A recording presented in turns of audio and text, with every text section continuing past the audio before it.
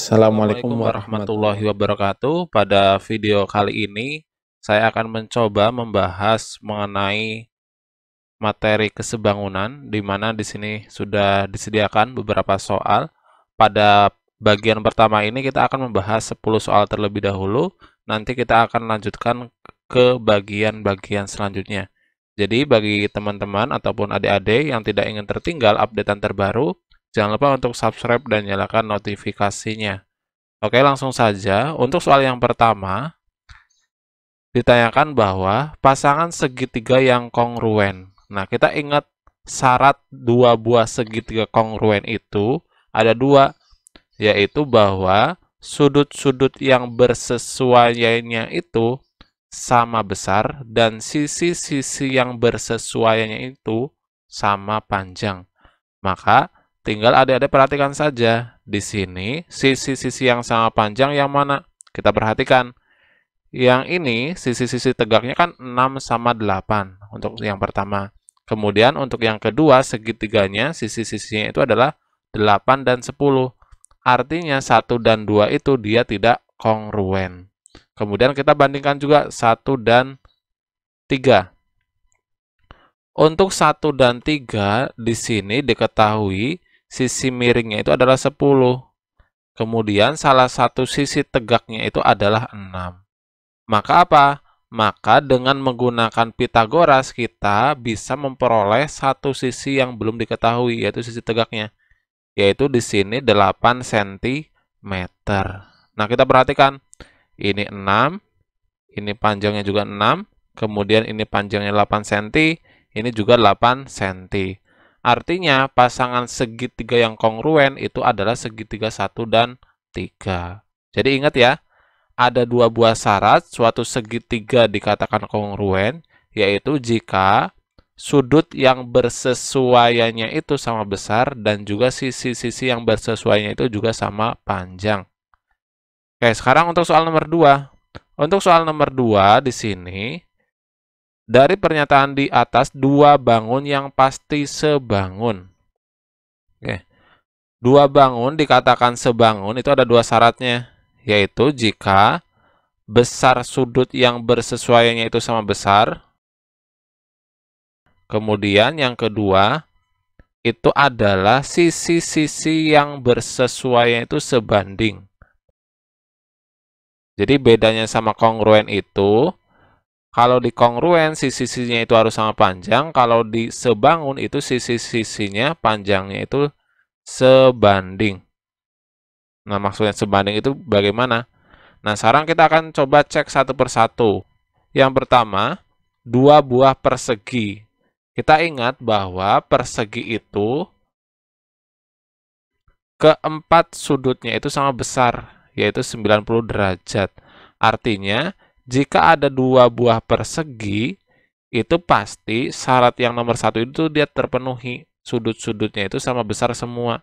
Misal di sini saya punya persegi ABCD, dan di sini ada persegi EFGH, dia pasti setiap sudutnya itu sama besar. Kemudian, apakah sisi-sisinya itu panjangnya sebanding?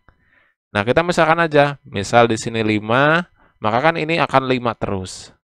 Kemudian kalau yang kecil ini saya panjangnya itu adalah 3, maka dia akan 3 terus. Artinya jika kita bandingkan persegi yang besar dengan persegi yang kecil, dia akan selalu sebanding. Jadi perbandingannya itu 5 banding 3, ini 5 banding 3, 5 banding 3. Artinya dua buah persegi itu dia pasti sebangun.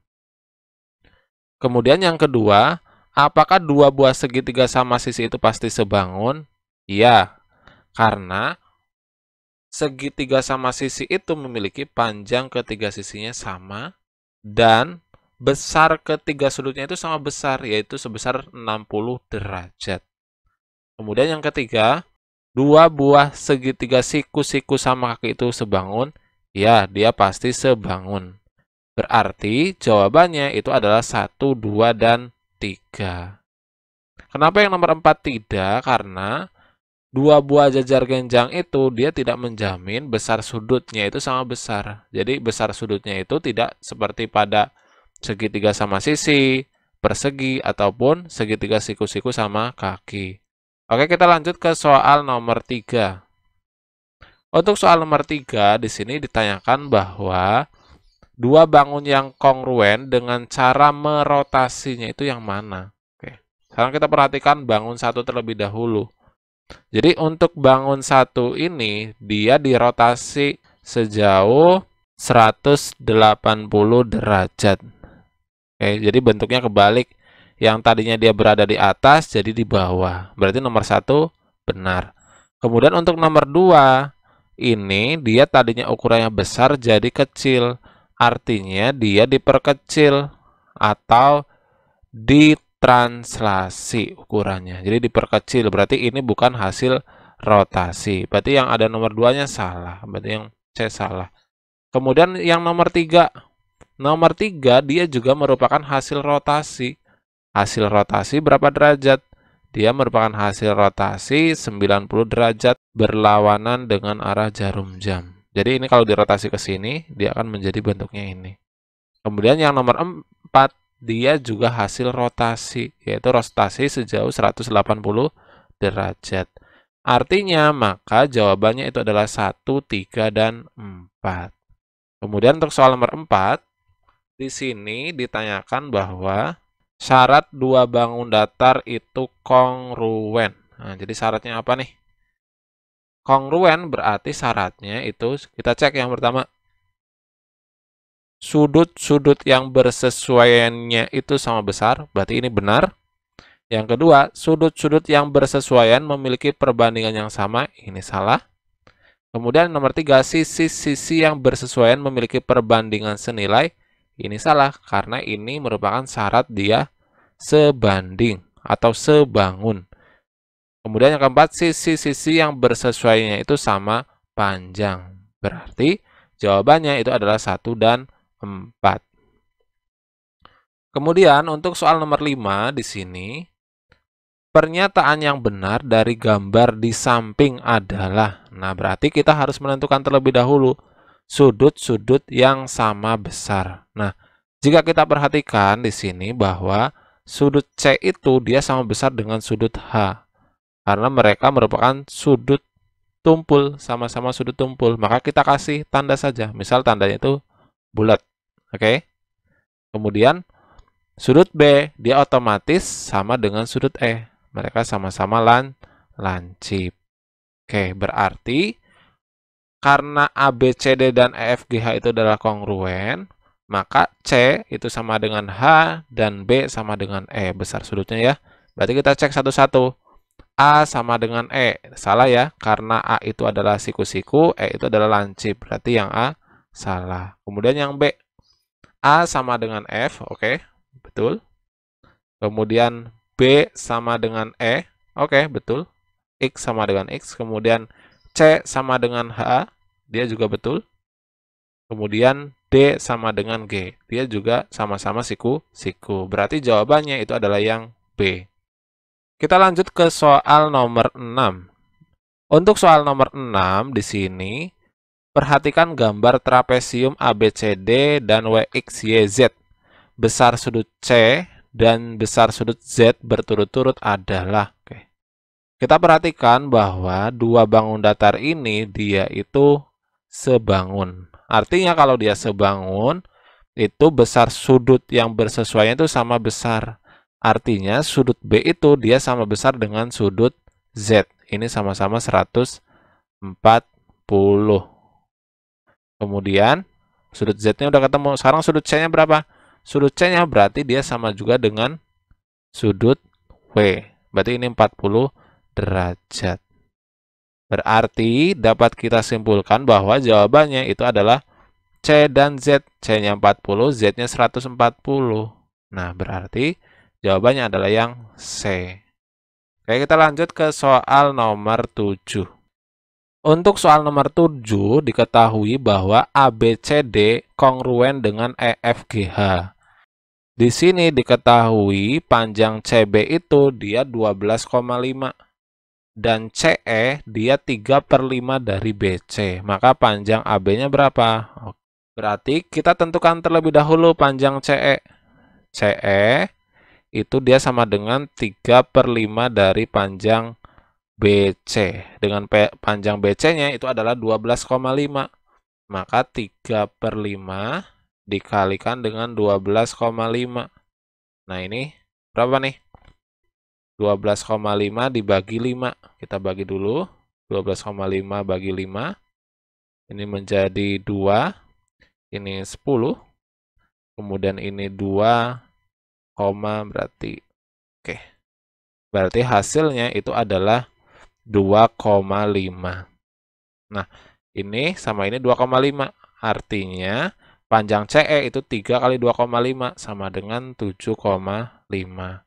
Oke, kemudian yang ditanyakan itu kan panjang AB. Kita perhatikan, karena dia itu kongruen, maka panjang AB itu sama dengan CE. Maka AB itu dia sama dengan CE karena persegi panjangnya itu kongruen. Panjang CE-nya tadi berapa? 7,5. Ya udah, panjang AB-nya dia juga 7,5. Jadi jawabannya itu adalah yang B. Oke, kita lanjut ke soal nomor 8. Perhatikan gambar berikut. Banyaknya pasangan segitiga yang kongruen itu ada berapa? Nah, sekarang kita perhatikan. Saya akan membuat beberapa segitiga. Yang pertama itu yang kongruen itu untuk soal nomor 8. Itu segitiga PRS, oke. PRS dengan QSR. Dengan segitiga QSR. Baru satu ya. Kemudian yang kedua, itu segitiga PTS dengan QTR. Jadi segitiga PTS dan segitiga QTR. Oke. Kemudian mana lagi? Ini 1, ini 2. Berarti hanya ada 2 pasang segitiga yang kongruen. Yaitu segitiga mana? Segitiga ini sama ini. Kita lanjut ke soal nomor 9. Untuk soal nomor 9, segitiga ABC dan segitiga QPC itu kongruen. Menurut aksioma apa? Sekarang kita perhatikan, di sini ada tanda bahwa sudut A itu dia sama dengan sudut Q. Dan sisi AC itu dia sama panjang dengan sisi QC. Nah, sekarang sudut ini dia itu sama besar dengan sudut ini. Kenapa? Karena dia merupakan sudut yang saling bertolak belakang. Artinya bahwa ABC dengan QPC dia itu kongruen karena berdasarkan aksioma di sini sudut, ini sisi, kemudian sudut. Berarti jawabannya itu adalah sudut, sisi, sudut. Maka jawabannya adalah yang D. Oke. Kemudian kita lanjut ke soal nomor 10. Di soal nomor 10, di sini ada 2 trapesium dengan AB-nya itu adalah 14. Jadi kita letakkan 14. Kemudian CD-nya itu adalah 26. LM-nya itu adalah 24. Kemudian KL-nya itu adalah 39. Yang ditanyakan panjang KN. Karena pada soal diketahui bahwa trapesium ini sebangun, artinya sudut A itu sama dengan sudut M, sudut D itu sama dengan sudut L. Dan sudut B itu dia besarnya sama dengan sudut N, kemudian sudut C-nya itu dia besarnya sama dengan sudut K. Maka bisa kita bandingkan. Apa yang akan kita bandingkan? Yaitu kita akan menentukan MN terlebih dahulu. Bahwa tadi sudut A itu kan sama juga dengan sudut M. Maka kita menentukan MN terlebih dahulu. MN per dalam trapesium ABCD dia, ini MN itu adalah centang bulat, kemudian ini centang bulat per AB. Itu sama dengan yang sama-sama diketahui itu adalah X siku-siku, X siku-siku. Berarti KL per dalam segitiga ABCD, X siku-sikunya itu adalah CD. Nah, setelah itu tinggal dimasukkan aja. MN itu yang kita cari. Kemudian per AB, AB-nya itu adalah 14. Kemudian KL-nya itu adalah 39. Dan CD-nya itu adalah 26. Kemudian kita bisa sederhanakan nih. Kita bagi ini dengan 2 jadi 7, ini kita bagi dengan 2 jadi 13. Nah, ini dibagi 13 jadinya 3, ini dibagi 13, 1. Maka MN-nya itu sama dengan 7 kali 3, sama dengan 21. Maka MN-nya 21 nih. Oke. Untuk menentukan KN, kita harus membuat suatu segitiga. Jadi kita buat segitiga. Nah, misal di sini titiknya O. Dengan O-nya itu sama dengan 24. Dan K ke O-nya, dia berapa? 18. Dan siku-sikunya di O. Ingat, teorema Pitagoras. Ada 18, ada 24, satu lagi berapa? Nah, kita sederhanakan saja. Ini masing-masing dibagi 6. Ini kan menjadi 3, yang ini menjadi 4. Berarti ingat, Pitagoras 3, 4, satu lagi 5. Karena tadi dibagi 6, sekarang kita kali 6. Berarti 5 kali 6 berapa? 30. Maka panjang sisi KN itu adalah 30 cm. Oke, itulah video pembahasan kita pada bagian pertama mengenai topik kesebangunan. Silakan jika ada pertanyaan atau masukan bisa teman-teman tuliskan di kolom komentar dan terima kasih.